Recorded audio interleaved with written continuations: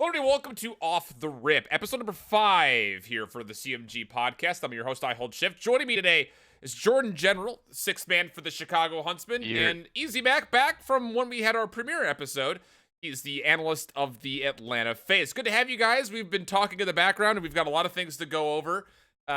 Just generally speaking, the topics are widespread. If you saw the Twitter post from before, we've got a lot of things as far as what does it mean to be outside of the top 5 core players, whether that's coach, analyst, sixth man, seventh man, chef, whatever it happens to be when it comes to the supporting cast that goes into a CDL squad. We'll also be talking about Infinity Ward and their recent survey push, as well as their marketing ploy to get the $250,000 out for the Streamer Tournament Invitational. And then we'll talk a little bit about the third game mode. We talked about this, I think, initially, Easy Mac, when we were on for the first time. Now that CTF is in the game, I'm interested to get your take on it because you have been one of the more vocal guys about the third competitive mode and maybe some other options. But in case there's people out there that are either watching or listening that don't know you guys, Jordan, why don't you step up to people with who you are, where you're from, and all that kind of good bits. just a short thing about myself. Basically, um, general, of course, alias. But for me, now I'm on the Chicago Huntsmen as the sixth man. Basically, it's a really good new start for me as it's a new chapter for me as well. So, being alongside Hector and some of the best competitors in the world, and also bringing along Troy.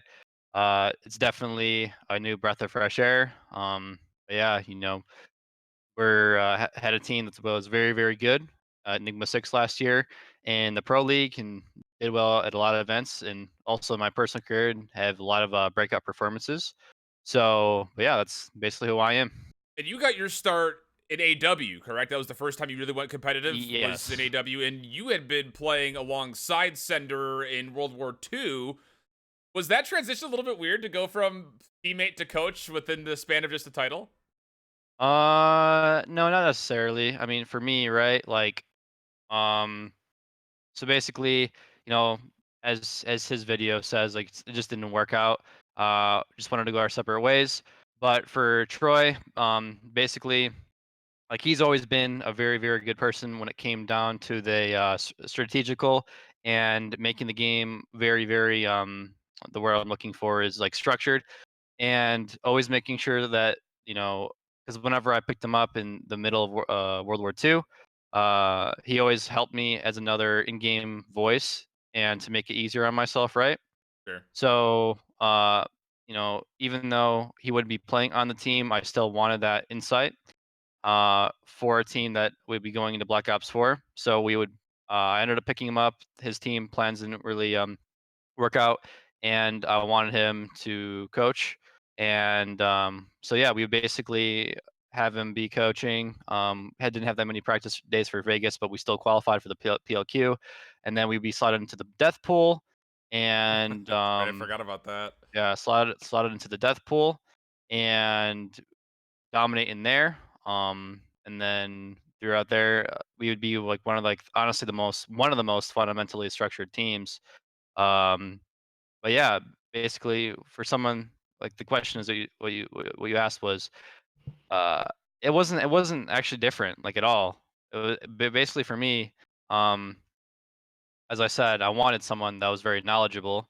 So he was basically in the game and he took the load off me as well. So instead of me always focusing on getting everyone better and then, you know, having to make sure about what everyone's doing in the game. Like he would also help me watch VODs with the team and individuals, and I could just worry about myself. So I didn't. So the workload stress wasn't as big, right? Got you. Huh. Full transition. And then Easy Mac, we had a chance to obviously introduce you to the off the rip scene from the first episode, but just a little bit of a rehit as far as, who you are, where you come from, what you do. So I'm the analyst for Atlanta FaZe. I was the analyst last year for FaZe Clan, starting in about I think it was at the end of April, May.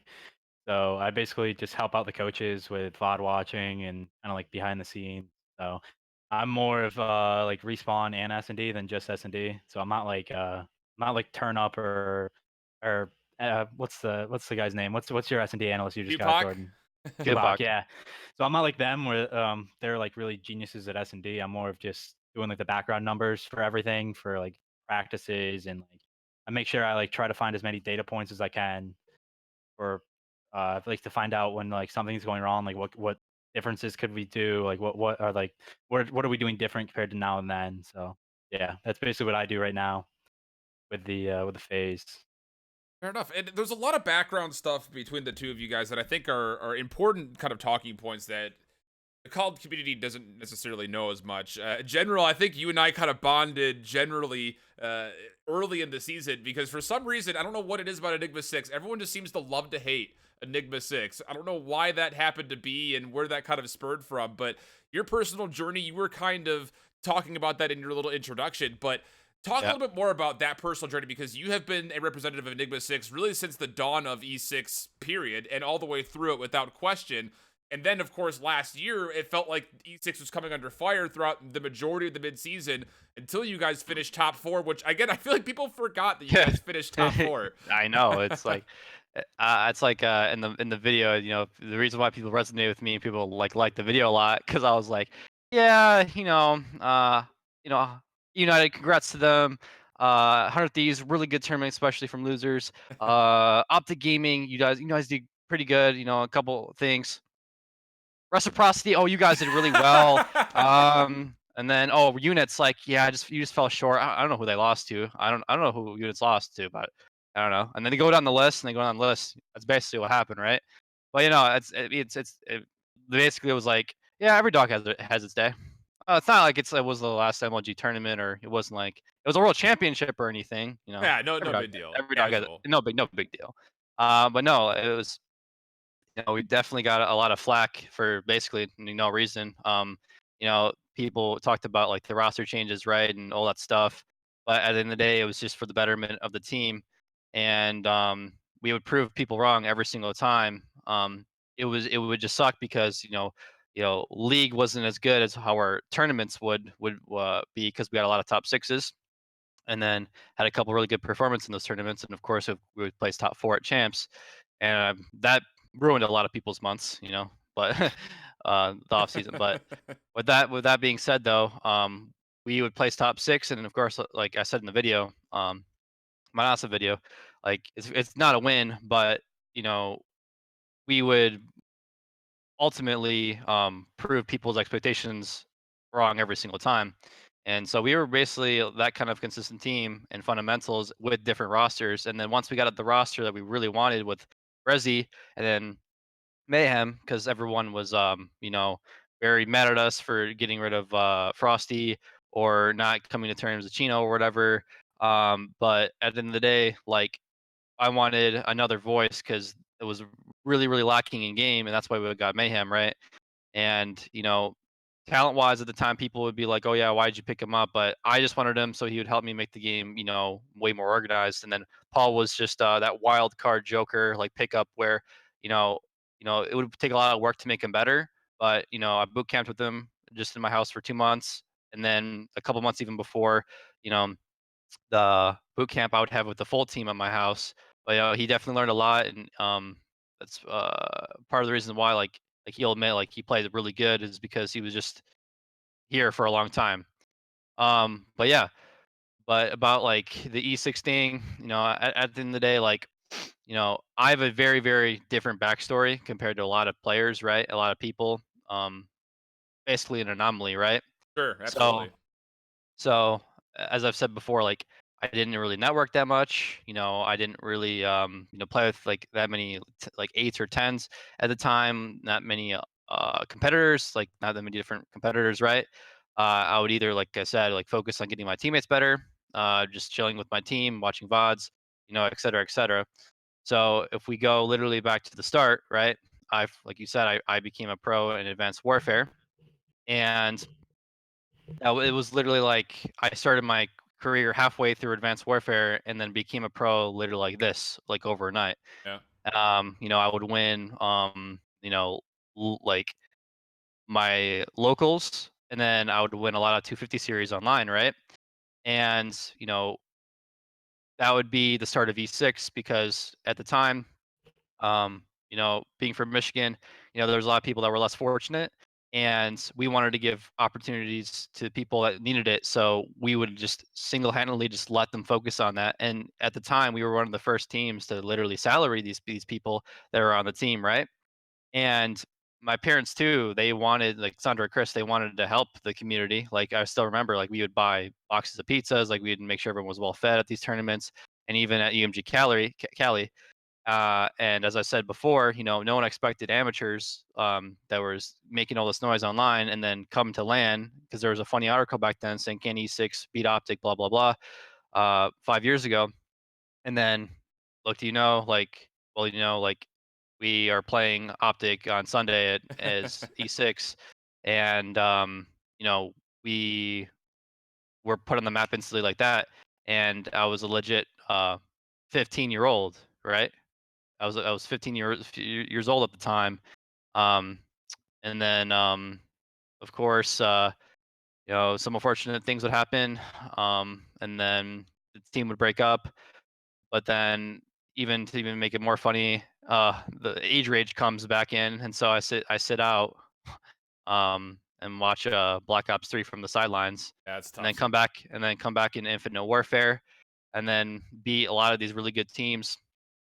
Um, and then have a lot of breakout performances. But yeah, and now I'm here, playing against some of the people I was they're some of my idols, All coming right, up. sure. Yeah, Huh. And we'll get into the whole pro scene as far as what happens with, from World yeah. Champs to CDL here in a minute. But I want to get over to you, Easy Matt, because kind of the same story. We've related pretty often when it comes to both Twitter and, Discord iteration and stuff like that. But I don't really know the whole full backstory of when you got your start and when, you started to build your first Excel spreadsheet to start going into the analytical side of things. So kind of talked about like where you got your start from the other side of the coin as more of a, I won't say a spectator, but someone who is more looking to be more of a mind for the game rather than maybe having the thumbs for it, if you say that way. So I started playing like competitively. Like I was trying to be like a competitive player for the longest time. I was probably my best game was Ghost, and then going in the AW, my team like kind of fell apart. So then I started working with this guy named RG. He used to do RG stats back then. It was like kind of like a secondary stats site, like it was them and COD stats. So I was doing like data input for him. So I'd watch Okay. his pro league matches and like input them and put it in. But then I kind of like stepped away from IW. That game I hated, and then Black Ops 3 I didn't play at all. And then I came back. This was like Black Ops 4, and I just started doing. I would watch all the games. So I just decided like if I'm gonna watch all these games so intently and like I want to see like all the statistics anyways, I might as well just publish it. And basically the 2 years I stopped watching Call of Duty, I was really big in the CS. I loved CS. I was trying to be an analyst over there. So I was trying to get in with Optic with the Ruga. So I was doing like a lot of stats for that, and so I used HLTV a lot, and I loved the look of HLTV, but Call of Duty Sure. doesn't really have that. And so my idea was to build HLTV, like kind of like get the basis for it, and then like make a website with like a bunch of other people and like build it off of that. But before I even got to that point, I had like a whole sheet just for like certain players to showcase their stats and stuff. And me and Lion Man would make like he would do the cards, and then like we Cot would like Reaper. yeah. So I loved it. I just loved seeing all the content he came up with, and like I loved seeing like all the traffic on the Google Sheets I Yeah. had that I made public, and like a lot of the pros were DMing me like at Pro League. They would like ask me for like other teams' map records and stuff like that, and they were asking me for data, and then like right after matches, it got pretty crazy. Like it got to the point where right after matches, pros would DM me and be like, "How did I do?" And it's like yeah, What, no, dude? so there was multiple points at like a major tournament. So I got picked up in April. So this was like London because I didn't go to London. So like right after London, like there would be a match and I would get a DM instantly. And like my DMs were just full of like 15, 20 pros just asking me like, so how's my tournament looking? And I'm just like, well, it's kind of like you know how like statistics like without a context around it, it's like, well, you have a It can be a little bit lost. 1.36, Right. but Right. you're just feeding like your teammates are just feeding. So it was like kind of like it was funny doing it, and then yeah, so I ended up getting like kind of like I was trying to like get an analyst gig for somebody, so I ended up talking to a couple different orgs. Like I was talking to the French guys for a while. Those guys are awesome. I was really trying to get in to try to help them, but this was back when they were with Denial, so it was kind of like I didn't know if I wanted to roll the dice for that as my first gig. And then I talked to I think there was a couple other teams too. And then all of a sudden I get I get a DM from this random guy. He's like, yeah, the coach of FaZe is interested in seeing if you want to do something for them. Can you like send me like one of your personal sheets? Like what would it look like if you worked for a team? And so like I had to like revamp everything. So like I had to like make sheets that were like formed just for one team to see like their stats and other team stats, but like not as like I had to be like more precise. Sure. And so I I like stayed up 2 days straight, just like making the best thing I could. And I ended up like staying up. I like sent it over to him, and like at the time I didn't even know RJ was the coach, and this was before like FaZe was even like in like before they officially announced the roster spot. So I didn't know like how he said like there's a percentage chance like FaZe might get in. If they do, they're like they want to make sure their staff's well built out and stuff like that. So it was kind of just like one of those things that like it could be there, it could not be. Yeah. And this was right during a roster change, so I was really trying to get in with some team just to like put my foot in the door. And yeah, next thing you know, I get a call from RJ, and he's like, "Yeah, we're building a team. We would really love to have you. I can't really guarantee you anything, but we just if you want a job, we can give you one just to get your foot in the door." And I was just like, "Yeah, yeah, 100%." So that's pretty much I started doing that. I started like doing more and more as the season went along. So like I think Anaheim was Anaheim was actually the first event I ever went to too for Call of Duty. I'd been to a bunch Yeah. of CS ones. But I went to Anaheim, and so it was funny. I would just be like sitting behind the team, like watching them scrim and stuff, and like pros would like look at me all weird because like I was like trying to like give my input to like RJ and stuff, like because I don't really do like any of the coaching stuff. I just strictly do stats, but I would do like, hey, like I'm noticing this, and then he would kind of like he comes up with like a whole game plan and then tells them, and so it was kind of funny like seeing pros, and then I would start meeting them, and they'd be like, holy shit, like you're you're that guy. And then like Joey Nubsy came up to me. He's like, "Yeah, I hate you in Lion Man." I was just like, "Oh, this is gonna be fun." Oh man. And then yeah, so Are that's you people like like the funny thing is that you Lion Man calls himself the COD Reapers, but that yeah. ass like you guys were actually legit the destroyer and creator of careers. You really were. There was like players that Oh would get my wicked god. pissed at us. Like like Lion got he would get like DMs Yeah. like can you just change this for me? Like I got like I got a DM about like some guy who's like, yeah, my thumbstick broke like mid maps. Can you change like the stats for Oh me? I was my just like, god. No I, way. I can't do that because like where do I draw a line? Yeah, But like competitive integrity, yeah. so it was like yeah, but I was kind of happy to get out of that because like I actually like doing all the stats for the events. It's like how fast you can do it and like how fast you can get it up and like do everything.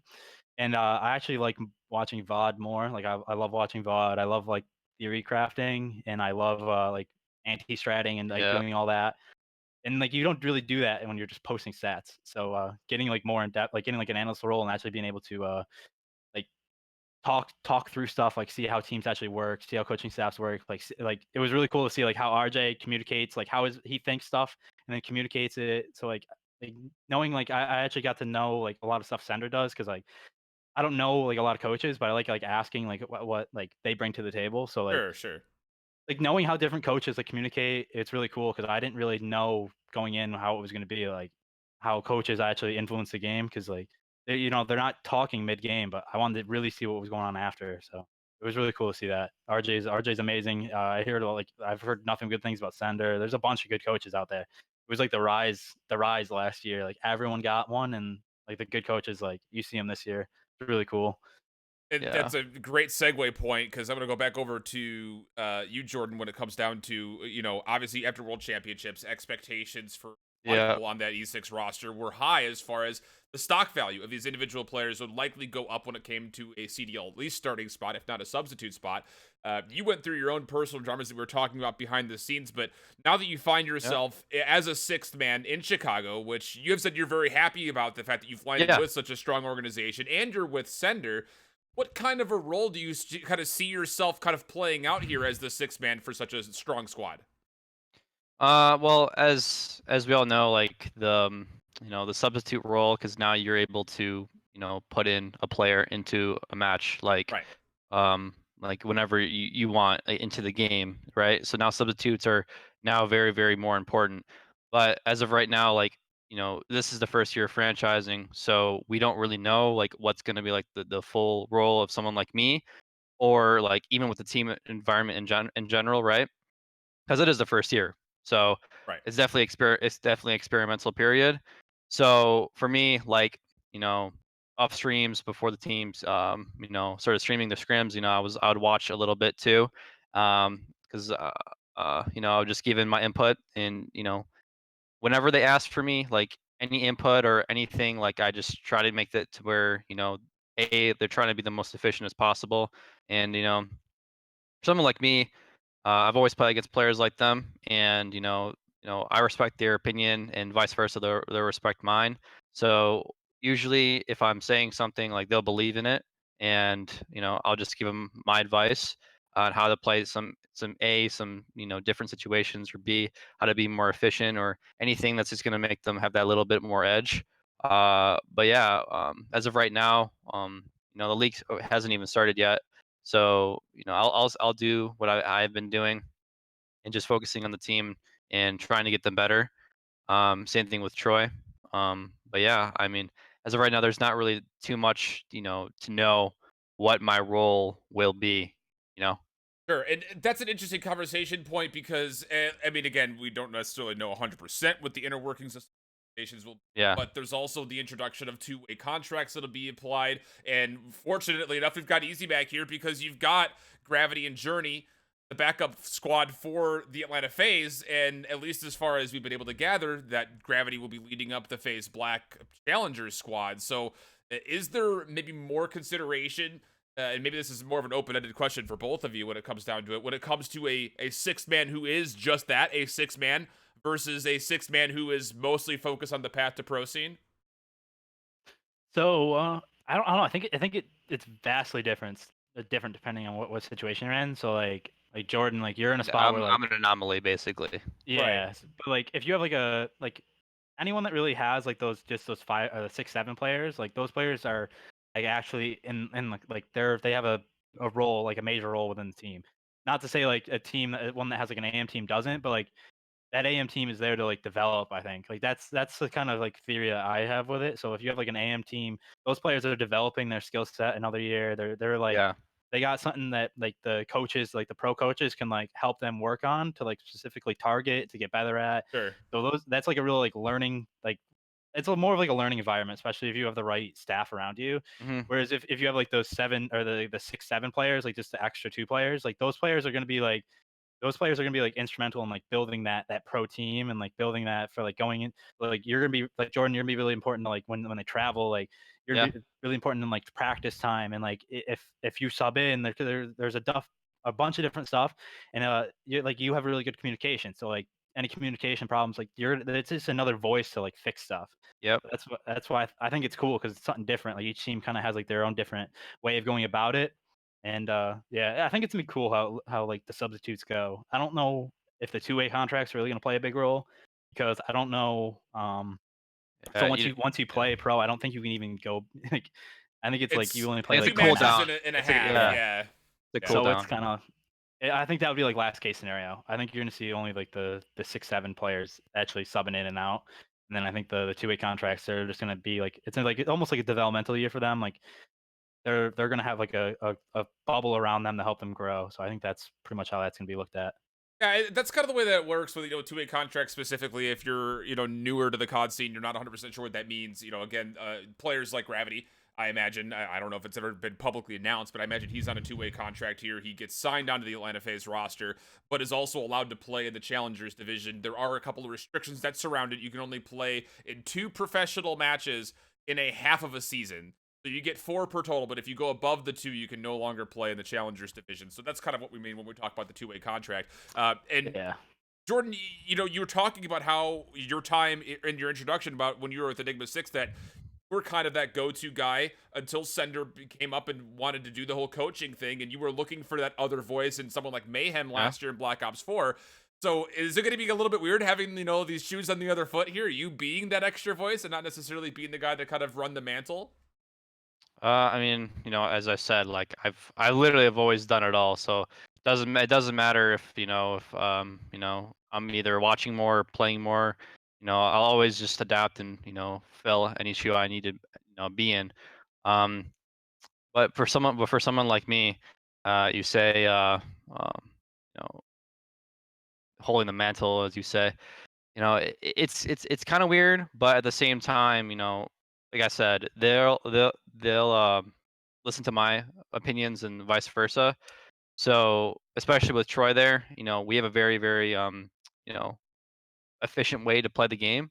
Sure. So at the end of the day, when it comes down to the game plans, and whenever I watch like the VODs after and their streams and being there, watching, it's just making to where we're all comfortable. If I'm at the chance of I am put in, or anything, God forbid, happens, right?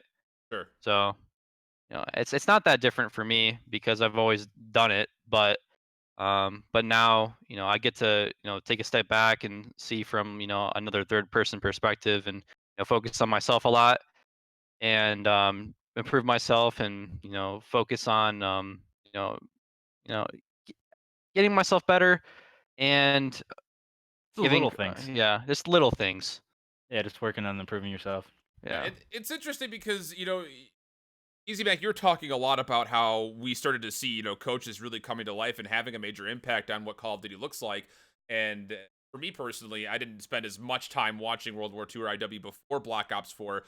That was the biggest role when you see people like Nubsy, Revan, Sender, TP really kind of utilizing Facento as well, really kind of utilizing that skill set to improve a team as a whole, where you don't just have to have one guy or maybe just five individuals kind of, Yeah. again, at the beginning of Black Ops 4, how many times do we see arguments happen live on stream, middle of scrims, because there wasn't that guiding voice. That was one of the things that I noticed almost immediately, watching Optic early season versus watching 100 Thieves, for instance, during their scrims. It would be Optic, they would talk about things amongst themselves, and then all of a sudden TP would come in and say, all right, this is the next map. This is what I want you to focus on. And just be Regain, that yeah. kind of, that regain voice. So with that in mind, you also mentioned about how analysts are going to start to have a major role. What are some of the other big important staff that you're kind of looking to be like the next maybe spotlight when it comes to supporting staff? Because that's the one thing that I feel like nobody ever really talks about, is that behind the scenes cast to make those starting five guys on the main stage look as good as they do. I really think like a life coach.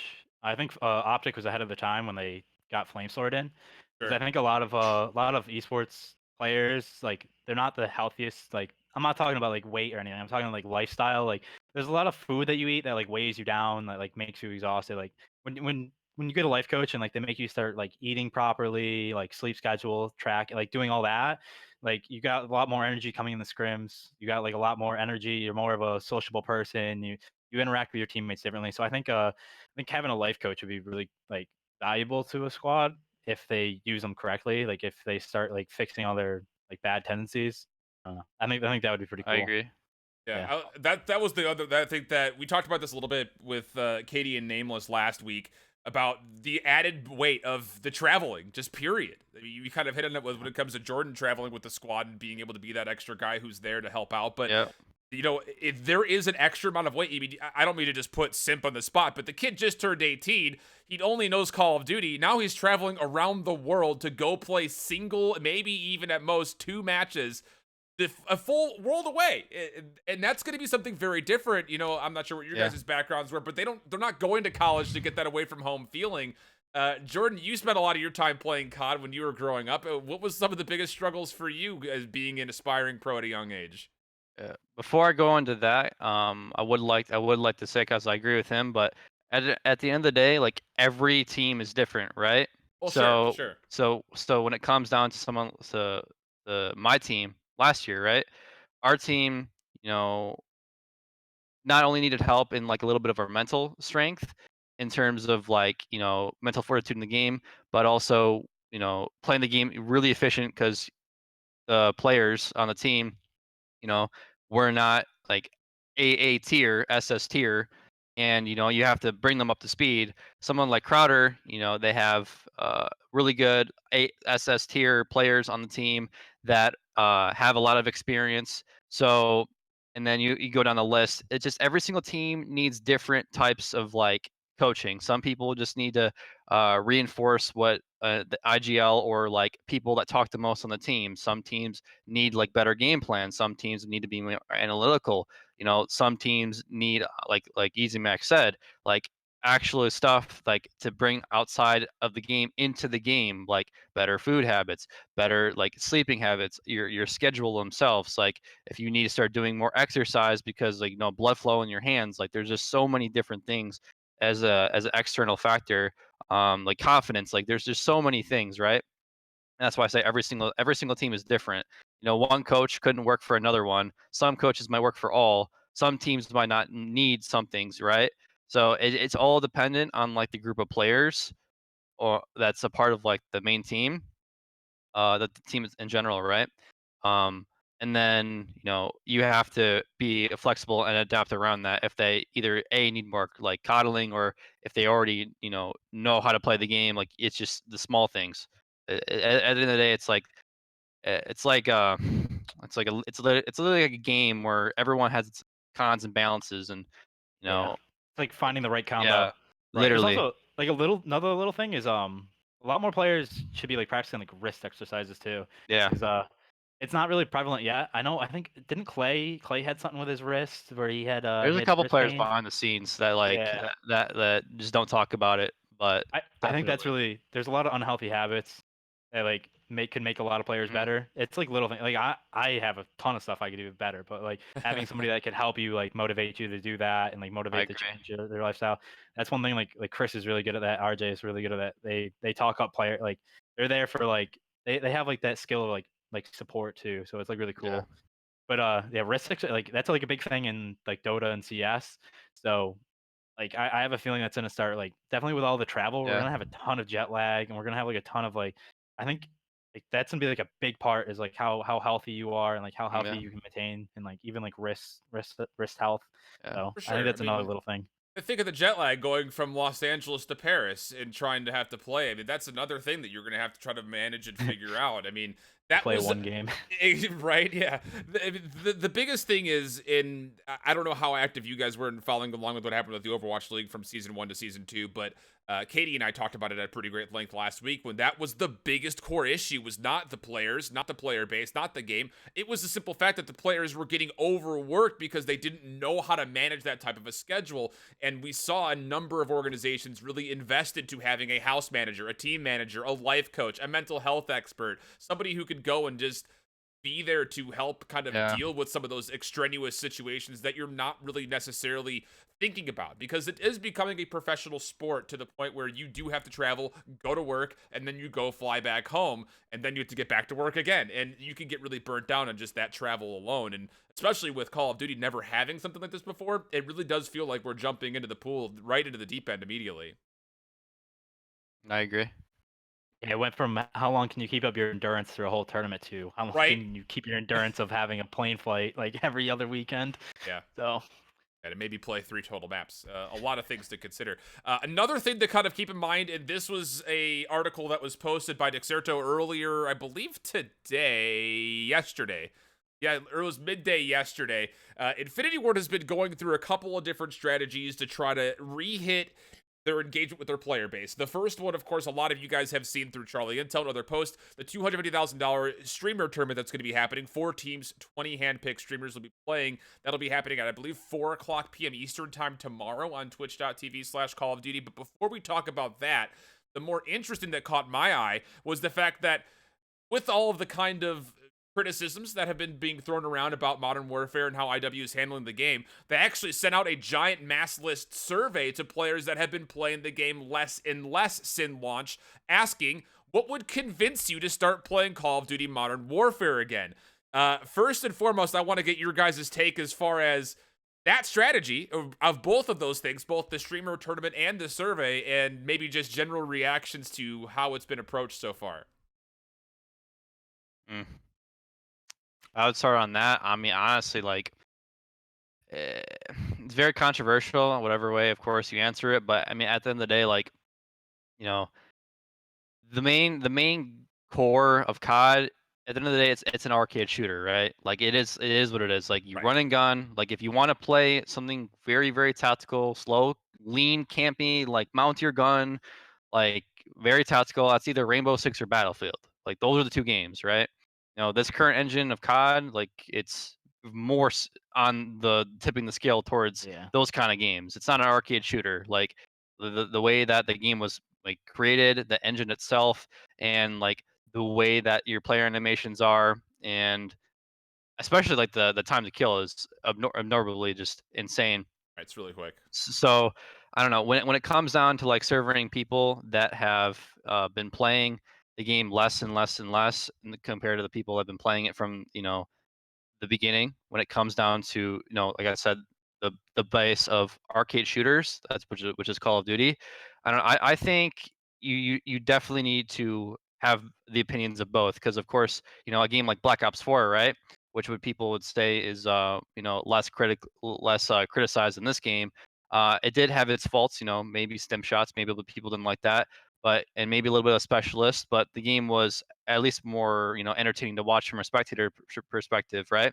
And when I say that, it's like it had a lot of its fast pace. There was a lot of like insane moments that were going on.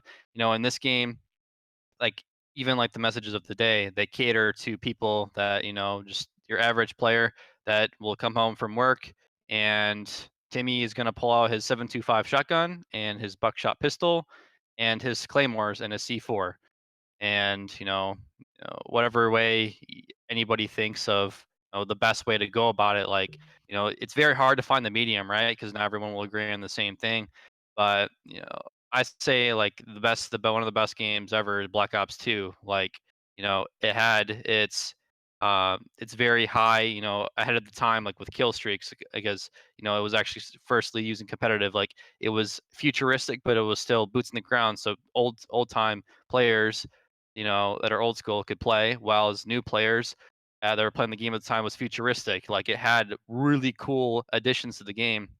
The gun weapons variety. That was like the first game that had stock in it. Like I remember at the time, like people were like, "Dude, stock is crazy," like the stock M8, the weapon customizations, and that was also with the Pick 10 system, Sure. if you guys Yeah. remember, right? Because at the Best time, system. yeah, because at the time people were like, "Oh my god, like this game's amazing." I mean, online and back in the day, it was it was great. It was not as good as it is right now, but if you had the resources, you know, that they have right now and put all that time and effort into making a similar game where you please both ends and not just always just please just the far the 99 or 98% of players that are playing, just casually, or the really hardcore people that will forever like support like the franchise because they're just hardcore Call of Duty arcade shooter players. Sure. You definitely need to find the balance, right? So, in my opinion, like you literally just have to make sure it's catering to everybody, right? It's so tough though because It, like it is tough, but it is possible. It's not yeah, impossible because it's been done before. I think they're Oh, just doing it absolutely. wrong though. I think like basically like we just went from playing like Apex to like PUBG in terms of like Yeah, play style. So like we went from like a arcade shooter to like yeah. more way slower tactical game. And Battlefield. Yeah, yeah, and so like there's like a lot of people on like Twitter and stuff like that. They'll be like, yeah, we want old school COD back. And like, what's old school COD? Because like Black Ops 2 is old school, Black Ops 4 is old school, Call of Duty Ghosts is kind of like once you get to AW, like that's jetpacks. So like everyone wants yeah, old school, but like that's so many different things nowadays. Because I mean, yeah. we're so deep into the franchise. Mhm. So they went back to like real old school, and it pleases some part of because like the player base is just so massive. So it Yeah. pleases some of the pie, but then like still so many people are angry. And then like even if they went to like, oh okay, we'll do jetpacks again, like another like small portion will be happy, and then everyone else will hate it. And then Mhm. so I think instead of trying to please, like going back and doing all sorts of things, they just have to like do their own thing, like start something and just do something like fresh. Like don't stop with like the recreating the maps because Yeah. you're ruining memories. Like I still remember doing like COD Crash is not 4. the same. Crash is It's not not the the same. same. No, it's not. So just I don't even care if you have the same format, like change it up a little bit. Just don't call it Crash. I don't know. Just it's like it's so like worn out nowadays. Like they're trying to like recreate the magic, and you never can recreate magic. No. Like you just can't do that. So like stop trying because like I don't know. I think they're just putting too much pressure on themselves to recreate something that is already gone, and they should just focus on Yeah. making something fresh because I don't know, like every game has something fresh. And like sometimes it's really cool, sometimes it's awesome. But then like 90% of it's stale, like old, like it's something they wanted to bring back. So I don't know. I think they're just doing it a little bit wrong by like they're just copy and paste like they're copy and pasting with a new formatting on these games sometimes, and it's just I don't know. It So burns me out. with that in mind of, those are kind of obviously a lot of personal opinions that were built into the game, whether it was competitive or casually focused. Getting into this survey in specific, do you find inspiration that maybe there is some hope that IW is looking at their player base and saying, hey, what do you guys want? We will tailor it. Or does this feel more like desperation of what can we do to get you to just play the game right now? I think this is like Yeah. a smokescreen, honestly. I think it's Activision pressuring IW. I think IW is like, okay, so we need to do something different. Let's act like we're gonna put out something different. So they're gonna do this whole survey. People are gonna put down their answers, and then they're gonna see like a micro change in, like, let's say they do like weapon balancing. You're gonna see like a slight reduction of some gun, and they're gonna be like, well, we did weapon balancing, so welcome back to our game, please. No, and I don't know. I think it's not gonna really do much. I don't know. I just don't think it's the core of the game's pretty good. Everything else around it's just not good, and I don't think they Yeah. can change enough in time. Yeah, I don't know. I think when you add, at the end of the day, like we just hope that, they will take people's feedback that, have been playing the game forever and, try to make the best of it and meet in the middle, right? But, at the end of the day, like when you add, the feature of leaning, like that promotes such slow gameplay where you go in a pub and you see people just head glitching and mounting everywhere. And then when you put it as a challenge for camos, like Oh it my even god. promotes it. So it Oh, literally yeah, promotes it's a it. good point too. I didn't think So about that.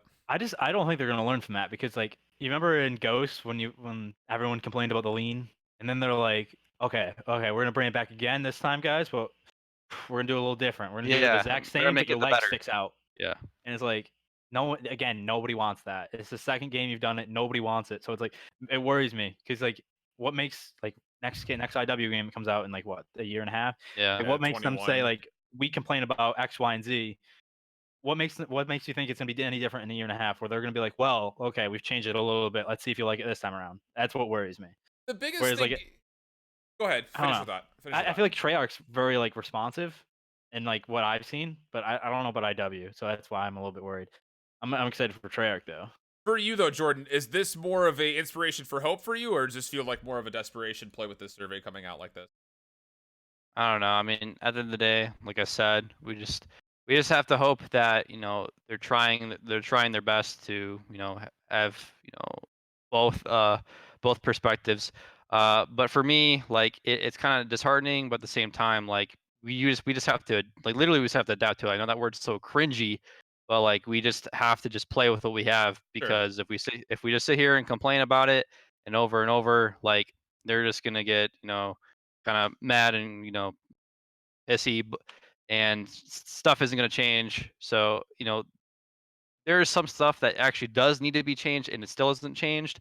But with like these small things, like we can just hope that in time it will be changed. But for the most part, I just hope that at the end of the day that the pro community and the dev team would, and even the player bases, those three would just come together and just agree on something that's just for the betterment of all. But that's just it isn't how it works in real life. But you know, you would hope it would be like that.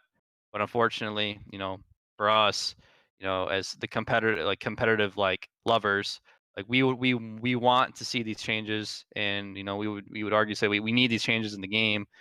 But unfortunately, like we're just sitting here just waiting on seeing like what they're gonna do, right?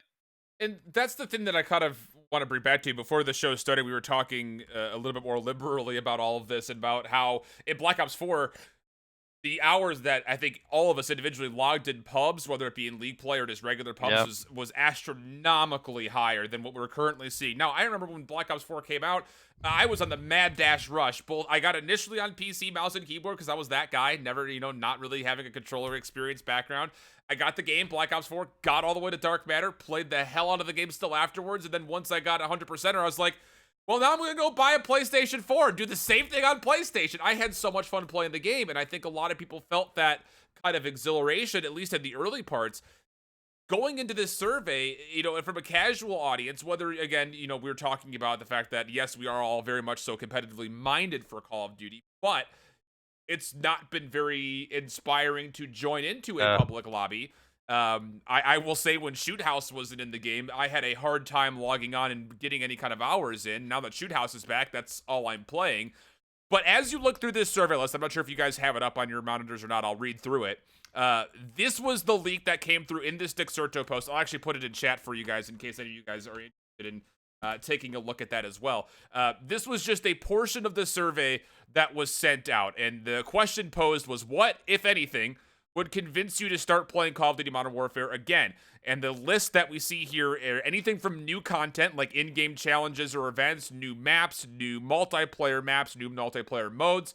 And then there was also different things for co-op, like it was if there was a difficulty setting option in Spec Ops operations, if my technical problems were resolved, if Spec Ops technical issues were resolved. And then we got more into the multiplayer fashion of it, where if multiplayer challenge progression issues were resolved, spawn logic in multiplayer maps, cross-platform balance was resolved, weapon balance was resolved, if my friends started playing again, things like that. What would you say out of this list that's here? What would be like your 3 things that you'd pick? I think I'd probably already know what you'd probably choose, just because of how competitive minded we are. But if you let's just put, I'll frame this differently, hypothetically almost. If you were a casual player who played the game initially on launch, you had no professional CDL experience, you weren't an S&D analyst, you weren't a hardpoint analyst, Yeah. you weren't a 6-man. If you still did not enjoy the game from the day one to where you are now, which boxes would you think would be most best benefited from the casual community? Number one, match balance thing for me. So, like, I honestly, I have a little weird take on this too. I feel like us as the pro community, we got to be vocal too. But like, I feel like sometimes we hurt our own, like we're shooting ourselves in the foot because we're like almost too vocal on like public channels. Sure. Because you're like turning people off to the game, and it like kind of like limits the amount of fans that we're gonna have this year that are actually watching, and like kind of hurts the whole ecosystem when you're kind of like too loud. Which I mean, even like myself, I have that issue sometimes. I like put something that like I should probably keep on the like not voice as hard, but like I think one thing that would really help us is if the match balance issues were resolved, because that just adds new life into the public pool of players, and then that gives us a chance to kind of capitalize off that and make them into fans and grow that, bring them up the escalator of coming from a casual to all the way up to a diehard fan. And I feel like that if that that's skill based matchmaking pretty much for me. That's what I'm getting out of that. Sure. So that would be the number one thing I would fix. And How for you, probably Jordan? I mean, as this game is right now, like I don't think it's like that big of a competitive like game as we talked about, like as the state is, like, if there weren't, things that the pros didn't agree on, then this game would just be a free for all with people running around with shotguns and leaning and all this stuff. So, the pros have to agree on some certain things to not use, right? But at the end of the day, the biggest thing, what comes down into what a game of Call of Duty is actually good, is number one is the flow, and the flow comes from what? The maps. And we can sit here and say, make the maps better. We need good maps, um, but it is hard. Like, it's not as hard as people say it is. But if for example, like if they actually had a competitive, community, like, and they actually worked with a lot of the players that are very knowledgeable on the scene, and let them give their input into the development of the maps and some of the core kinematics, like, I mean, we all know, like, a mini map should be in the game no matter what. It is what it is. Like, you can't dispute that. Like, at the end of the day, like, that's a core mechanic that's been around since the that is beginning. just part of Call of Duty. Like, that is what Right, makes Call of right. Duty. That what makes Call of Duty Call of Yeah. Duty. Call of Duty is an arcade shooter, and the mini map was even in Halo 5. Like, the mini maps it's in a lot of games. Like, at the end of the day, when people make the argument saying realism, like, it's all realistic. You got to adapt. Like, in my opinion, like, realistic games are not fun to me. It's not fun to No. watch. Like, some of these games, right, that were some of the best and most watch, like, you know jetpacks, like, I remember in Advanced Warfare. Like, is that realistic? No, but people watched it, and people loved watching people get world star. Black Ops 2, is that realistic? No. Like, do we all wake up and we have a mini map on our top left, and then we have crosshairs? I'm a person where like I lose full when people relate to the game to realism. Like at the end of the day, realistic games they're just not fun. Like Number one even game like in the world. Number one game in the world. League of Legends, like Fortnite. Fortnite, like Either one. like They're not Yeah. realistic. Well, yeah. Like number one player base like ever. It was like what? Was it Fortnite? That was like the highest we've seen Yeah. a player base be. I was about to say Fortnite's gotten to the point where at least their Yeah. esport, it actually is pulling a bigger audience than is actually playing the game. It has Yeah. eclipsed itself, which is insane to think for I, the first I game mean, to it do go that. it goes to my point, right? It's fun to watch. It's not the fact that it's like it's not realistic or is realistic, but like Right. people love watching intense fights. People love watching people getting world starred. Like people want to see like that. You know what I mean? As much as people Yeah. didn't like jetpacks, but the thing that jetpacks had way more than like casual boots was there was a lot of insane gunfights and insane plays. And Yeah. then Black Ops 4 had the middle of the pack where it wasn't as like crazy movement wise, but it wasn't as slow as the traditional boots, right? And it had a balance of the slide, and the slide cancel was broken, right? But um, it definitely gave a good pace to where you could sit there and watch the game as a Right. competitor and as a spectator. People would say that the specialists were unbalanced, and some of them were, but and On the same watch thing with though. same thing with the sliding too. Every game has its faults, right? But there's some games that just do better of hiding those faults with other mechanics that like balance it out, right? Sure. So, you know, I don't know. and also too, it doesn't help with the game modes. Like, for example, like you talk to pros and then you talk to people in scrims. Like, if you actually look at the viewer counts of a Twitch chat of players that play hard points compared to DOMs, it goes drastically down. Oh, I'm Like sure. even people from Ghost like will admit, like people just don't want to watch domination. Like they just don't. Like the game itself, it's very campy, and it promotes a lot of relying on sound cues of people's footsteps, and it punishes teams that make the first play. It is what it is. Like you play your off angles, you get your kills, and you play your map positions. Like I've watched domination since Ghost, right? And I've played it, I've watched it, I've played it, I've watched it in this game. It plays the same way. And Yeah. the only reason why, in my opinion, why domination isn't as bad as it could be is because since they took streaks out, it would since streaks are not used in competitive, it would have been chaos Oh, I if believe it. streaks Oh were yeah, in it a would have been game. so bad actually. Yeah. Chaos. So actually, so touching on that, so I think a good Call of Duty game, you either got to have a little bit of a higher health, like higher time to kill, or faster pace, and then you got this game with like both of those. Like it isn't like it can be fast paced, but it's like the time to kill is really low. Yeah. So like you see like a lot of the fun games to watch. Like Black Ops 4 even last year was actually like a lot of people are coming back and saying it was actually kind of fun to watch. You get Yeah. that high kill, that high time to kill. So it actually took there was a skill gap. You could see the skill gap even between the highest players. And then you Absolutely. got like a game like AW, which is kind of like coming back in the popularity for it's kind of like coming back. Everyone's like, oh my god, it was such a great game. That had insane movement, really fast paced. So it's like a lot of those games that people say they like are like really fast paced or high health. So you have like you can make plays. It's a little bit instead of like ADSing everything, you can actually make plays. Yeah. And so like going back over to like Dom, like it's just kind of weird. Like, so I really liked watching it at first.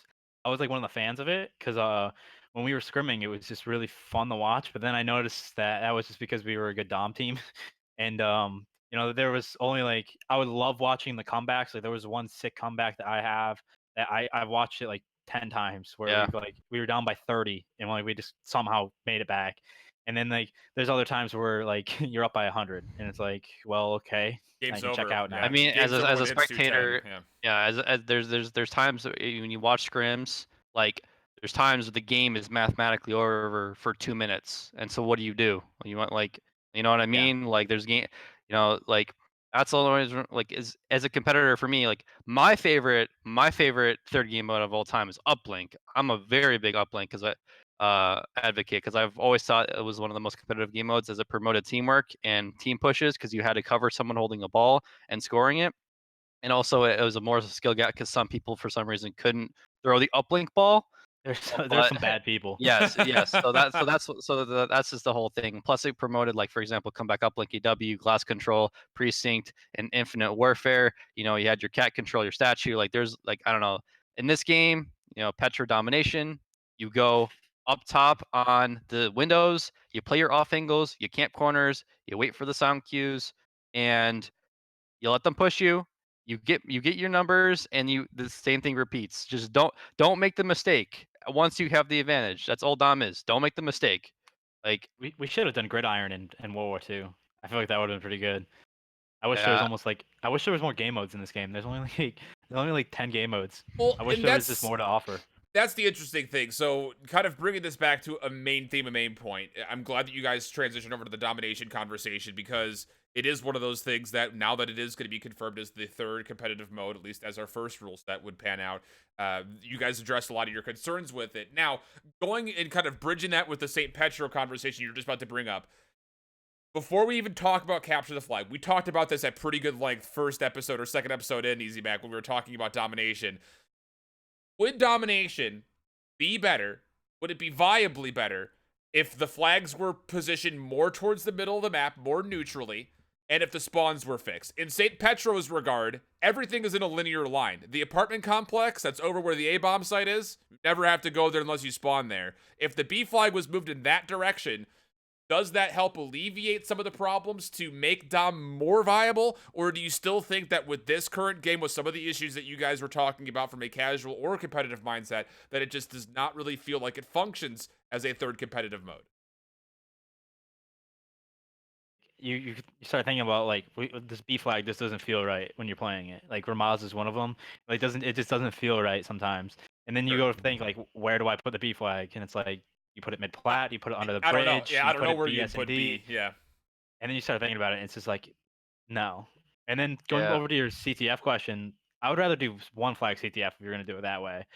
Just have the one flag in the middle and then like battle it out that yeah, way. That would be pretty cool. yeah. But I don't know. I think that I have two things. I mean, like I just don't think moving points is just gonna save it. Like, and even like to say like we say fixed spawns, like it's not gonna come for a it's while. yeah, it might even take the whole year to fix Right. spawns. Yeah. Yeah, this Literally, isn't like like Black Ops 4 where like yeah, like the seaside fix they did where they kind of yeah, messed it up one time. That's or a small hacienda, yeah. fix. That's a small fix. This is actually It's I the think this is pretty it's the large. mechanic of the spawning. It's proximity spawning.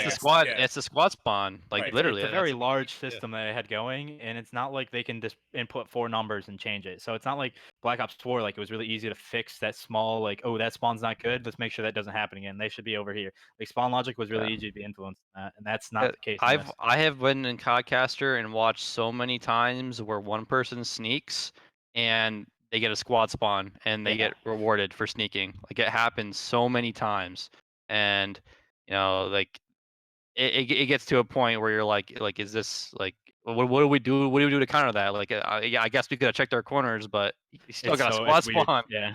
You know. And then sometimes So, it's not consistent either. Like there'll be like a time on like St. Petro for the second for P2. So you'll get like the P1 control and then you'll try to flip spawns and like you'll have somebody in yeah, the far back and it's just like yeah, it won't flip at all. So it's like kind of sometimes it's sticky, sometimes it's not. It's like I don't know. And Really that I know. not problem, clear I cut. think, hardpoint is where you're referencing, but I think in domination, you really start to feel Yeah, that, especially because, like you mentioned, when you go for a sneaky triple cap, you don't want to influence your spawn, especially on most of the maps where there is a favored side. I mean, the points aren't 100% equidistant from spawn to your home flag, and then even from the home flag to the neutral. But getting away just from Dom, because we talked about it at yeah, great length on this show before, and talking more about Easy Mac, you're talking about what about other modes that were even there. Most specifically, if you guys yeah. are not aware, in the custom game lobbies, you can set up Your a capture the CTF. flag. Yeah. Yeah. And there were a couple of teams that were scrimming against each other playing capture the flag. I personally have only played through what is generally the competitive map rotation once through and played capture the flags. I have my own opinions on it, but I want to kind of get your guys' takes Yeah. as far as capture the flag stands right now, excluding other game modes. We'll talk about that in a minute. Do you think capture the flag in its current form is better than Dom? I No. would say. I mean, I don't know. I just, for my personal experience, I always will prefer the game mode that will always favor making plays. So It's and Don, so hard. I mean, it is hard, but I mean, World War II CTF was hard. Like Flak Tower was very hard. Yeah. Like, you know, like, and that's just the thing, and that's why I said, like, I'm an uplink advocate. Like, I always will love that game mode because it literally promoted teamwork. CTF has its down problems, and then Dom has its down problems. Both have very, very like issues that like it can't be like fixed. You know, Yeah, you like just gotta play with them broken. you just gotta play. Like, you know, I personally, Easy Mac would say Dom is better. I personally would say CTF better. But at the end of the day, like we just gotta work Yeah. with what we got. You Right. know, I don't think like either one of them's good actually. yeah, I think they're Anymore, literally I don't. yeah. I mean, it just sucks because with I think with if spawns were a little bit fixed, you could say Dom would be better, or if you have the dead silence thing where CTF would be. base footsteps are even lowered, you could say CTF would be better. Like it has to come down from, like I said, it goes back to the flow of the game, map design, and then core mechanics, and then depending on that, what would be the best game mode? Because if you remember in Advanced Warfare, CTF wasn't actually that good in Advanced Warfare. It was Uplink that was actually really, really good. It was Uh, really it, smooth. the only to go to CTF was probably Retreat, but you know, with it literally, like I said, it all depends on how the flow of the game is for specific game modes. Because Hardpoint wouldn't have worked in Ghost, like it just wouldn't have. Like the maps were not designed for Hardpoint. Right. No. CTF may have worked for Ghost. That would have been a really good CTF game over Blitz. That I would 100% say. But I low key liked Blitz actually. That's why I think oh Infection would be really good on this. I I think think Infection's the one where you bring your flag to the other to the team's opposite base. base. Yeah. Right now if you go back and listen to comms in like an old school CTF game, and then it's horrifying listening to them now because it's I'm like sneaking. first off, it's all like whoever has dead silence, you got to make a push and like make a play. And if you don't have dead silence, you can't move because everyone is just sitting in some corner listening. Right. Right. But I was listening and I was horrified. It's just like I hear somebody close. I hear somebody close. No, I hear somebody close. I'm just like, that's not CTF. That's who wants to make their ears bleed. Like, I don't know. And there's only one good map. Yeah. There's only Gunrunner, and then I was you say Yeah. go, Gunrunner is the only one that felt like it was fun to me when I played it. yeah, and then you play any other CTF and it's like this doesn't work out. So I think CTF like it's okay, and I think Dom is okay. I don't think any one of them's good. I think they're both broken in enough. their own ways, and it's like it hurts me because I know all the games are in the game file. I know all the game types are in the game files. There's like 20 of them. Yet there's only like 10 active right now, and I just wish we had the full deck so we like all the pro players could just try out and see what mode actually works the best. Yeah. Because like I know there's a bunch. There's like the Gears of War one where like all the flags and you tap a flag to bring everyone Oh back. yeah. And then there's Infection that's not in the game yet. And then like Demolition would be I think Demolition would be kind of good. I would want to try that Yeah. one out. I wish there was like a Gridiron. Gridiron would be Yeah. really I I don't know. think I think I did just depending on what was in the map set. Like if new maps came out, or just depending on like where the ballpoint would be. I would love to try Gridiron for this game because I think it would Yeah. actually, like, especially with 5v5 now, like I think it would actually work out well. My Yeah. biggest thing, and I'm actually kind of glad that we got to a point where CTF was released almost at the exact same time as Halo was ported over to PC, because I've been watching a lot of people play Halo lately, and you watch CTF in that game mode, and it feels like it flows so much better, not only because the maps are just generally a little bit smaller, it makes it feel much more action is happening, but there's also the decision of, do we go to play for the flag? Do we play for power weapons? There's a decision that has to be made, and a play that usually has to be made before you can go for the flag capture as a whole. In this CTF, I go back to what you were saying, and really both of you guys were saying, when it comes down to the fact that as a spectator, broadcaster, guy that likes to watch passionately, I want to be able to see active plays be made. And that's why I kind of agreed with you very, very strongly, Easy Mac, when we were first talking about the invasion mode where you take your flag to the enemy base.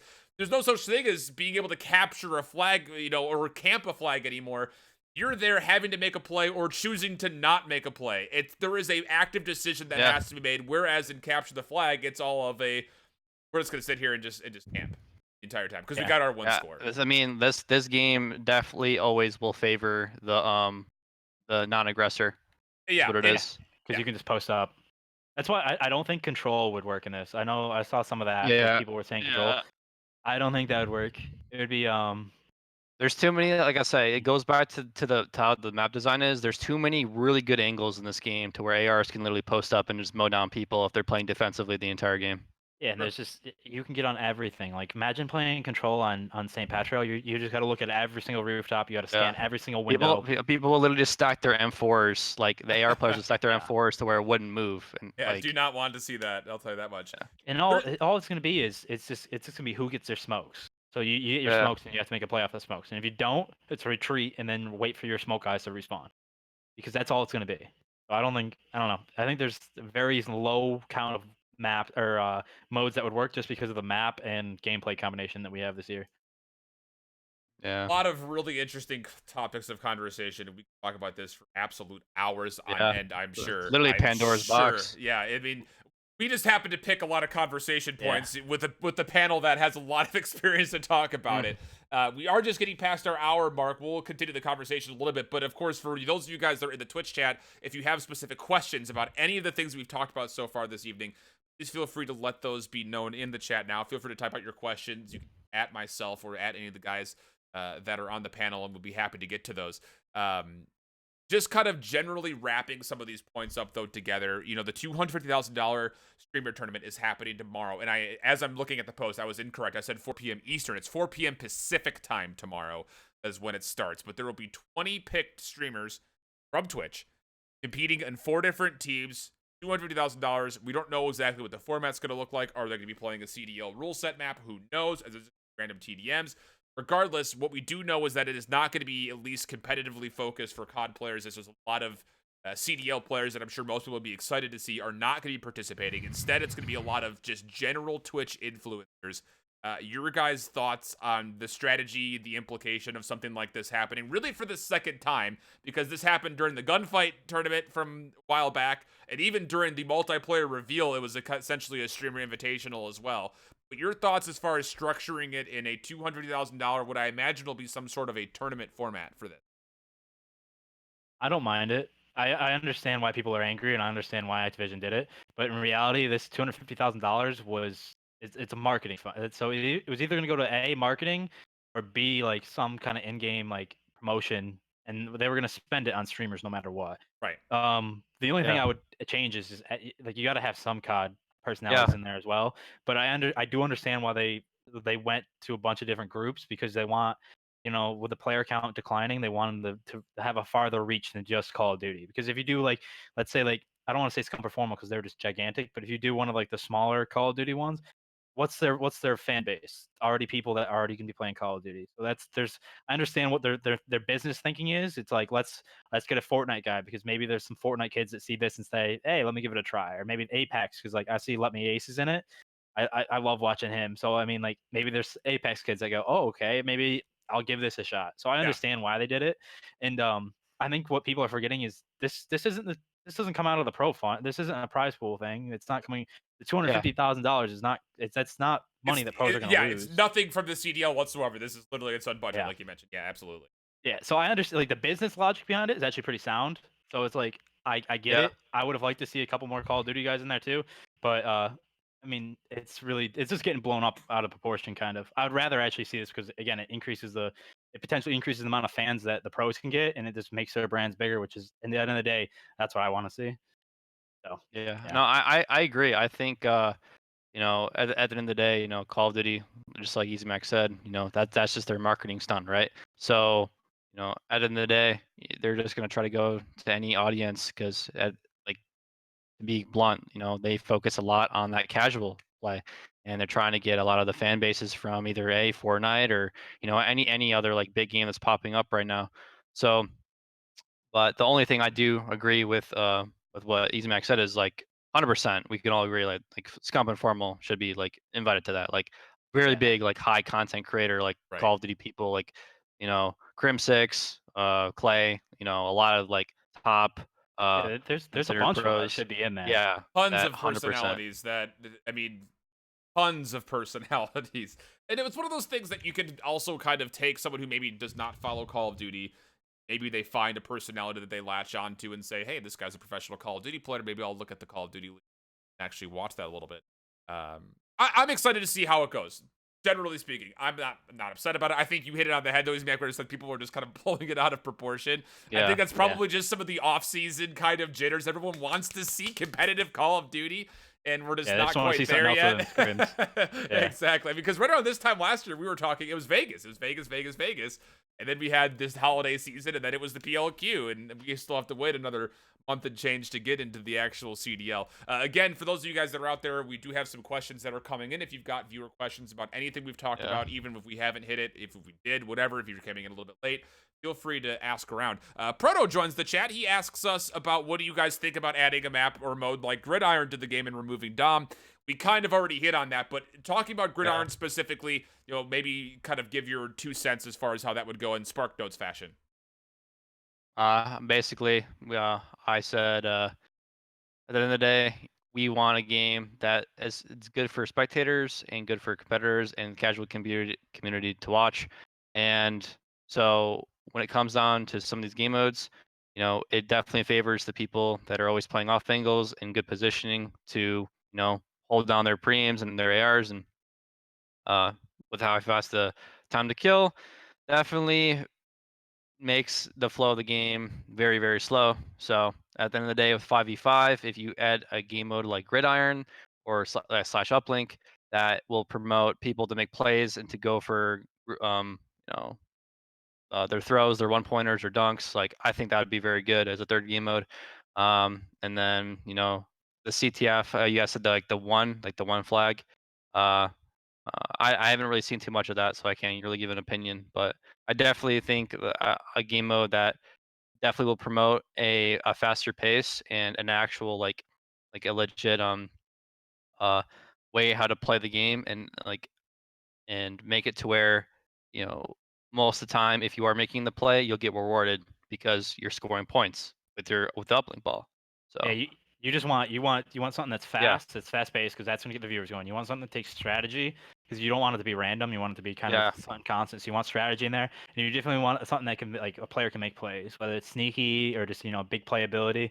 And I think the Gridiron all has that. So I think that's a lot. That would be a lot better than Dom. Yeah, Dom's a lot slower. I'll be candid to say that I was, there were moments early in Black Ops 4 where a lot of the time I was playing Dom early, and I was like, would this map mode combination work for Dom? And I think even then in that game, I was still coming up with a resounding no, and I think it's even more in this one. It doesn't feel like you mentioned the ability to make plays. It's just there's a lot of different influences that kind of keep it feeling super fluid, and I was hoping for a game mode, I think is the best way of putting it, that would kind of promote like what Control felt like in Black Ops 4, where you had to make decisions, make up your minds as far as how we're going to win this round. Is it going to be by time? Is it going to be by kills? Is it going to be by objective holds or captures? There were so many decisions that had to be made, and that was really, really, I think, the most fascinating thing about adding in Control as a new HG Legendary does ask, what's your least favorite maps? His personally are Hackney and Petro. What would say are your guys' either least, or let's take the opposite side of the coin, be more positive. What are your favorite maps and your least favorite maps? Everyone will agree Gunrunner's probably the best map. Gunrunner's my favorite. my second favorite, I liked Cave. I like Petra can be annoying because like the middle maps and the windows, and you can play so many off angles. And I did like Cave, and a lot of people dislike Arklov, but I would say playing Arklov is very tedious and annoying. But like if you actually think about it, it's probably one of the maps that actually makes the most sense. It just sucks that how big it is and how unfair that that P2 spawn is off the break. So if you win the break off and then you actually get another full 60 off your second hill, so you can literally already be up 100 points theoretically, like by winning a break off if you just hold and you're competent as a good team. Two should be like Church or something. Yeah. There's too many 60s, like full 60s on absolutely on Arklov. I think Although, I to think be that's an fair, issue with a lot of these maps, though. Ruins in P5 has kind of been figured out more to kind of force the spawns to be north to south if you look at the minimap, which is Yeah. not nearly as guaranteed as a full 60. But I think Yeah. that's generally the complaint for a lot of the hardpoint maps is there's at least one point, if not multiple, that are free 60s. Easy Mac, what about you? What are favorite their maps? I mean, I don't mind Hackney for Dom. Fair Not enough. playing, but watching. I like watching it because there's like a lot of I know a lot of players think it's like random, like you just spawn up and run. But like watching our team, there's like a lot of like combos. Like so as soon as you go, like everyone's on the same page, whether they want to like full extend, push back to B, wrap around, like pinch B, pinch C. Like there's just a lot like if you are really in the Call of Duty and you're just watching watching teams play, like Hackney's not that bad. I know it's still kind of random, but yeah, I don't know. I think sometimes Ramaza hard point can be kind of interesting. I think playing it is god awful too, but I mean watching it, it's kind of I don't know, it's kind of cool. There's some cool points on there, but most of these maps are rough for me now. I'm Yeah, like it's getting tedious. I could feel that, It, dude. it's just, I mean, the reason why a lot of people like will say maps are like the problem is because if you just think about it, like in like the grand scheme of things, there's too many maps that have that good side. Like for example, like Petro, you have the good side going to the first hill, and you have the good side going into the second hill. So Yep. potentially, you could, it's the same thing as Arclov. It's the Arclov effect. Like you can literally blow out a team if you're competent enough to hold your setups. The same thing on Hackney Yard. You win the break off if you're competent enough. You You get hold P2. if you're one wave, and you hold P2, and you keep on pushing. The same thing happens with Ramaza. If you literally, I mean, it's a little bit easier to flip, but at the same time, like there's so many of these hills where the good side off the break off is the good side to also hold for second hill as well. Like you have those two pluses.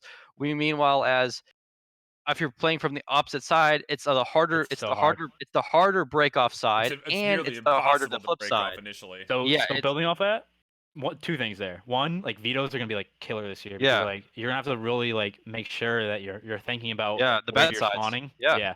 And two, like think of everything that has in common there. Like Hill 2 is always in some spawn. Like I don't know why they did that on every map because every map yeah, has that problem. Like why can't you just make Hill 1 on one side of the mid map and then Hill yeah. 2 on like on the other side? That's And then that's when you can flip like 3 and 4 can be on each end Well, because that's the thing is I agree. Like for example, if you made Arclov like and more to like a on the sides like rather Hill like 4. If yeah they did Hill 4, yeah Hill 1, and then did maybe I'm not even like I don't like the hill, like the hill, but yeah if you did the Oh, the one cemetery, in but the if you did like cemetery, yeah. church, if you did like so you have broken church, then you go up to either at both ends, and then you end like Hill 5 could be like mid map, I guess. I don't yeah. know. That's the reason why a lot of people liked AW and didn't really complain for any other map. AW, yeah, any other map except for Biolab. Like a lot of these maps, like for example, Solar, one of my favorite maps, and one of like the Love most maps that solar. make the most sense. You literally fight for middle map control off the break off. It doesn't matter what side you come up off, and guess what the second hill is? It's right to the left by the pipes. Yeah. Yeah. And then it goes back to third. So at least the game is making it fair enough to where if you did spawn on the other side of where the third hill is, like you have two hills to flip. You know, Yeah. I love maps like It just that gives you that where the yeah. hills, yeah, where the hills are literally right to like the left or the right of the first hill. I think that's And the most competitive. maps in AW were really good actually. Now I start No, thinking back on they all of them. were they were Yeah. very competitive for its time. They're Yeah. literally mind blowing. The thing It that just kills me. It kills me yeah, that they thought that P2 like on Hackney. It's just like Yeah, P2 is literally your spawn. yeah, That's why I don't know how to fix it. That's why I was like putting out pictures the other day, but like it needs to be fixed because like that's just egregious because not only it's directly on your spawn, but you can't spawn out. Like the only way you spawn out of that is if you like overextend too much, and like yep. teams are learning not to do that now. And it's That like, well, it was there's funny. your full 60. I saw your post about it, and me and J Pros were talking about it a couple of days ago, and he was trying to like figure out like this would work, that would work. I'm like, here's how you fix Hackney Yard Hardpoint. Take it out of the competitive rule set. Boom, gone, done. There's no way you fix that yeah. map. I'm convinced. But It's like, just it's too then you small. like think there's like other maps too, because like Hackney could be like a strike zone for like Ghost. That was kind of it was fun to Yeah. watch. So like it has It's something. the thing that Hackney has is the fact that there's constant engagements happening all over the place. but Which it which makes it kind of fun to watch. it makes it fun to watch. Yes, it absolutely does. But it's also frustrating to watch because of how difficult it is to get to certain points. I mean, Yeah. honestly, Office is my favorite hill on that map. That's the only one. Yeah. I don't know. I'm a big fan of Arklov Peak and the fact that there are 3 hills mid map. There are 3 quote unquote neutral hills. Yeah. It's just the map is too Yeah. big. You Yeah, trim map's away cut the off, excess you of cut it. off spawn like too the far. end zones. Cut off the You end could- zones, yeah. cut off a little bit north, a little bit south. I think you're in a good spot with that map because we've already seen that 0.5, which was initially on the game's launch, a free 60 is no longer a Yeah. free 60. You can Yeah. contest that from now on. It's just that second hard point, which honestly is just big. If it was smaller, maybe it's an opportunity to at least contest it. And the fact that the end zone, like you mentioned in the back, is large. Well, did you see Sam's video from today? He posted a missed video of I think it's P5 or P5. He's like he just keeps pushing back. Like there's so much space behind there. Oh, He's just like I didn't- Silos. it's like Yeah. Stonehaven. Yeah. It's like Yeah. Stonehaven where it just keeps going, and you're just like, where? I had no idea. I spawned. This was a couple of weeks ago. I spawned like way far, like in that top left corner of the minimap, like where behind ruins is, and I was like, "Where am I?" I had Like, no wow. idea where I was. I'd never seen that part of the map before. That's the problem with it's- Arklov. Yeah, I mean, Absolutely. and the same thing. Like for example, another good map from AW was Detroit. Like just if you think about it too, like it didn't follow the same thing as Solar, to where it had the first hill and then the second hill, right next to each other, to where like it's just literally this gunfights, like actual legit gunfights and team pushes. And if you do end up getting the third hill spawns, like, well, you actually did something good. Like you got rewarded for it because you had 2 hills to do it. And same thing with the You map like didn't spawn Detroit. in. And the same thing with the map like Detroit, it's literally diagonal. Like the first hill was here, and then the second hill was literally diagonal to that in green. And it was a sight line to where both teams had an equal like opportunity to fight and get it. And then third hill went to another right side to the first hill, which was garage. Yeah. And then it would go to school. Like it literally the flow of the map actually made sense. Some of these maps, like, okay, I have the better good side break off. If I win the break off, like I should win the game. I actually should win the game. There's no reason why I shouldn't lose it. Right.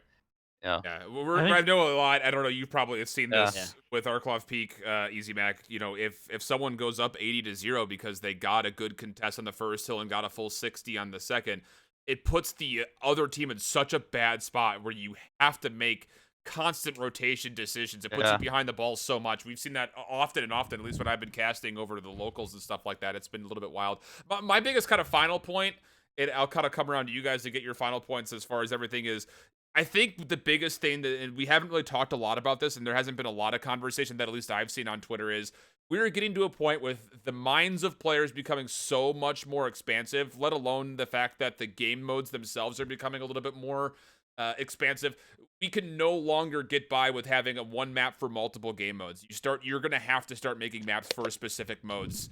I know it's Yep. going to be a much more tedious task for the development staff because you have to make that much many more maps, but the simple fact of the matter is, and one of the biggest things of why I like watching Overwatch is they make great maps for the mode specifically, and I think that's definitely something that needs to be. I mean, there's seen a more lot of modes you can link up together too. It's not like you have to make like a million maps. Oh, for sure. I mean, you guys were yeah. talking about the Gears of War one with with their escalation is what it was, where you have to control a certain amount of. You can do that with hardpoint hills, or capture or Dom hills, or capture the flag. Please don't give me USS Texas though. Don't That give me map that is though. bad. What do Don't you guys give me think about Pro Mod? Because like I've heard a lot of things about like should we be switching up S&D a little bit? It's literally a loophole, bro. Thank you. I wasn't gonna say a loophole, but loophole. as somebody who played COD 4 Pro Mod on PC, it's just a different. You're making a different game, Yeah. and that it creates a further divide If you between want- the casual I don't audience and the competitive audience because Yeah, it's if a you wanna- totally different game.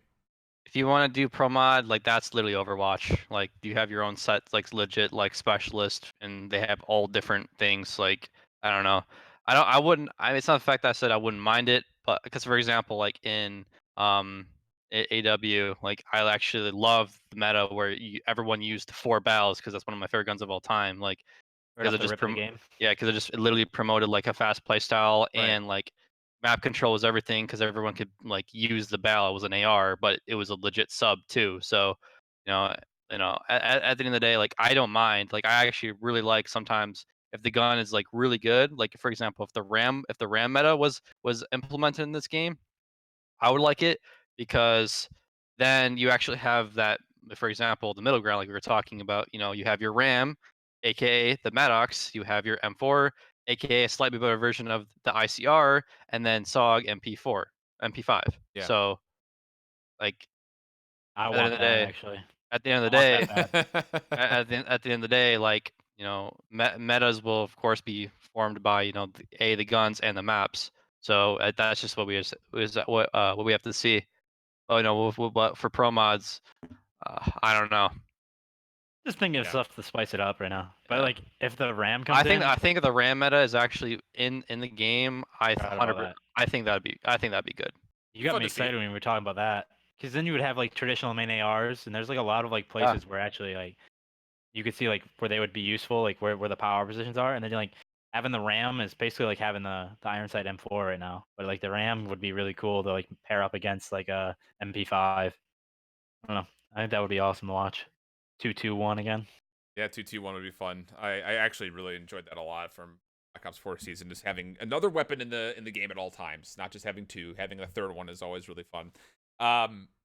Any holiday plans for you guys? We need to wrap this one up because we're gonna go on for 4 hours if we don't stop ourselves. Do you guys have any holiday plans coming up? Any Christmas or Hanukkah or any kind of things like that going for you guys? Celebrating with the families. Family. Yeah, and Going back home. Jordan, have you moved? Are you moving to Chicago at all? No, I'll be moving to Texas, where the headquarters will be. So. Okay, got you. And Mac, are you living in Atlanta? I'm actually out in Boston. Okay. I was gonna move down to Atlanta, but I'm gonna stick around in Boston because with all the traveling this year and stuff like that, a lot of the stuff's gonna be. That's a more good remote. point. You're in a pretty decent hub there to get away. Although Atlanta's no worse of a hub to be in, let's be candid, but it is also the busiest airport in the world. So you want it there. Well, that's awesome to hear. Hopefully you guys had a great Thanksgiving. It's a pleasure to have you guys on. This was a fun one. And again, if you're joining in late, you're going to want to go back and re-listen to all of this and get your notepads out because we talked about a lot of stuff that, honestly, like we said, we could be going on for hours. But we'll have some self-control here and call it quits. If you're listening over on iTunes, Google Play, or Spotify, thank you for doing that.